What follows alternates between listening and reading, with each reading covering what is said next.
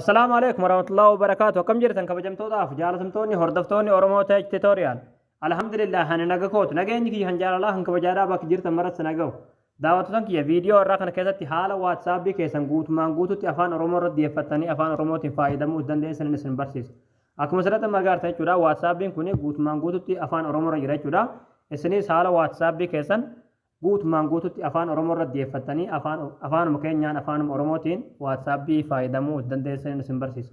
Egaa daawwattoota kiyyaa gama barumsaatiin darbuun duratti viidiyoo kana laayik sheer godhaadha. Laayikii fi sheeriidhaan walaa jajjabeessinuu walaa guddifnu. Egaa amma gamaan haala waatsaapbii keessan gara afaan oromoo irra deeffattanii itti fayyadamtanitti isin dabarsa. Gama barumsaatiin darbuun duratti warroonni yuutuub chaanaala keenya faarootaa tan baga nagaa nuuf ta'e chaanaala keenya sabskiraayib godhachuun dagatanaadha. Yeroo sabskiraabii gootan barumsi asirratti dabarsinu guyyaan nama dura akka simbira ga'uuf mallattoo notifikashinii sana kilik itti godhaadha. Achi booda ool ka jettoon irra kaayyadhaadha. Barumsi keenya yoo isinitti tolee isin gammachiise viidiyoo keenya laayik gootanii nu jajjabeessuun dagatinaadha. Barumsaan garaadhaa isin darbee yuutuub chaanaala keenya jala seenaadha. Viidiyoo baay'eetu jira irraa baradhaadha. Waan isin dhibee gaafii isinitti ta'ee koomentii jalatti nu barreessaadha. Egaa gamanumaan hanga barumsaa isin dabarsaa hanga xumura viidiyoo keessatti obsaan faana turaan hordofaa isiniin jira.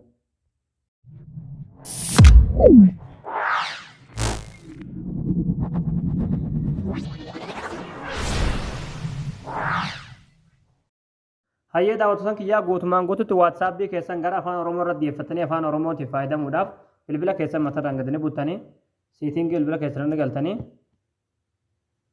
achi booda asirra gadanii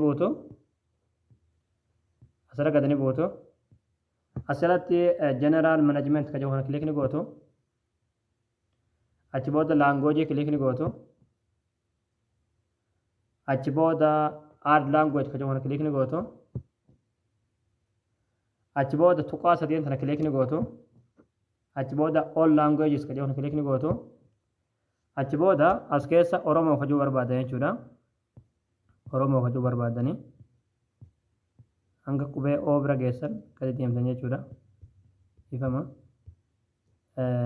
oromoo kinooti oromoo kan jiru irratti kilikni gootanii achi booda haala kanaan filannoo lama isinii baasa jechuudha.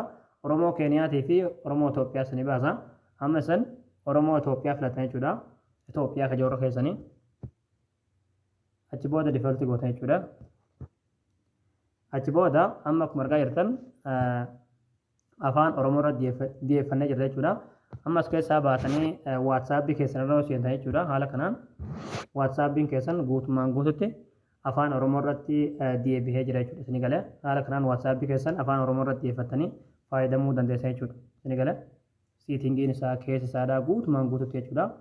Fakkeenyaaf kan duraan asitti siitingii jettu sun asirratti akkuma argaa jirtan guutumaan guututti afaan oromoo irratti deebi'ee jira jechuudha. Garee haaraa, tamsaasa haaraa, meeshaalee ergaawwan yaa'ani waa hedduu jira jechuudha. As keessaa yaa'ani guutumaan guututti waatsaappiin keessan afaan oromoo irratti deebi'ee jira. Afaan oromootiin dubbifattanii sirreeffachuu dandeessan jechuudha isin galee. Egaa daawwattoota kiyyaa afaan ofiitiin waa dubbisanii sirreeffachuun waan baay'ee tokko namatti tolu jechuudha. Kanaafuu viidiyoo kana laayik sheer godhaadha. Laayikii fi sheerii goonee walaa jajjabeessinuu walaa guddifnuu isin jaa. Barumsa birootti nagaan walitti deebinutti waan hordoftaniif galatooma.